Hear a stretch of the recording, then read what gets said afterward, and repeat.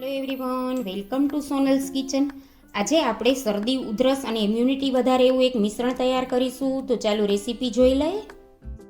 અહીંયા મેં 2 નાના ટુકડા તજના લીધા છે, 20 નંગ મરી લીધા છે, 8 નંગ લવિંગ લીધા છે, 1 મોટી ચમચી મધ લીધું છે, 1 ટુકડો આદુનો, 1 ચપટી સંચળ અને 1 ચપટી હળદર લીધી છે.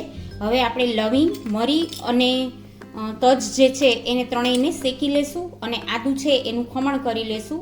આ રીતનું એક નાનું વાસણ લઈ અને એમાં આપણે તજ, લવિંગ અને મરીને શેકી લેશું.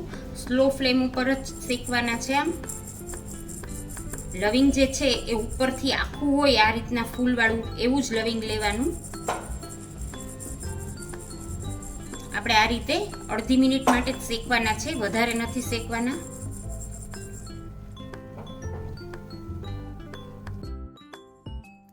થોડો કલર ચેન્જ થાય એટલે આપણે એને ગેસ બંધ કરી દઈશું અને થોડી વાર ઠંડા થવા દઈશું. હવે ખાંડની દસ્તામાં આપણે તજ, લવિંગ અને મરીને ખાંડીને ભૂકો કરી લેશું.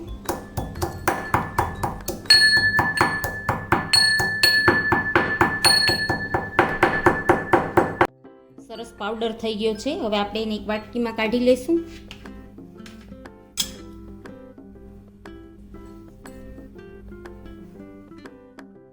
આ રીતે ખમણ કરી લીધું છે. વાટકી ઉપર એક ગળણી રાખી અને આપણે એનો આદુનો રસ કાઢી લેશું.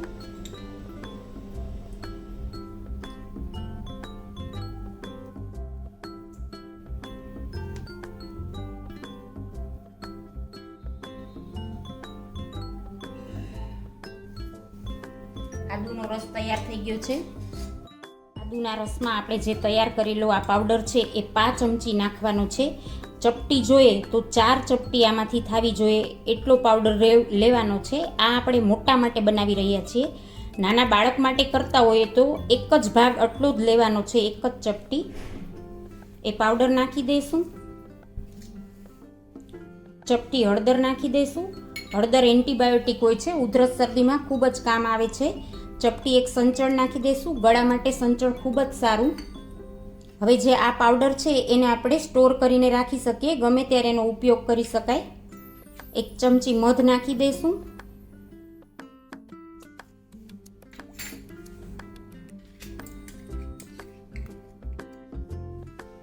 બરાબર બધું મિક્સ કરી લેશું.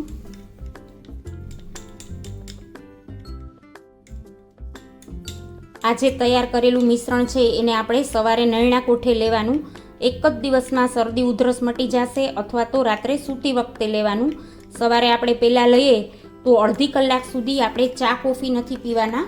આપણે 1 ચમચી આ લઈ લેવાનું અને એના ઉપર 1 ગ્લાસ થોડું સતપ એવું ગરમ પાણી પી લેવાનું. અને જો રાત્રે સૂતી વખતે લઈએ તો પછી છેલ્લે કાંઈ પણ ખાવાનું નથી અને આ લઈ અને 1 ગ્લાસ સતપ પાણી પી અને સૂઈ જવાનું. તૈયાર છે શરદી, ઉધરસ માટેનું આ મિશ્રણ. જરૂરથી ટ્રાય કરજો. જો તમને આ રેસીપી સારી લાગે તો લાઈક કરજો, શેર કરજો અને સબસ્ક્રાઈબ કરવાનું ભૂલતા નહીં.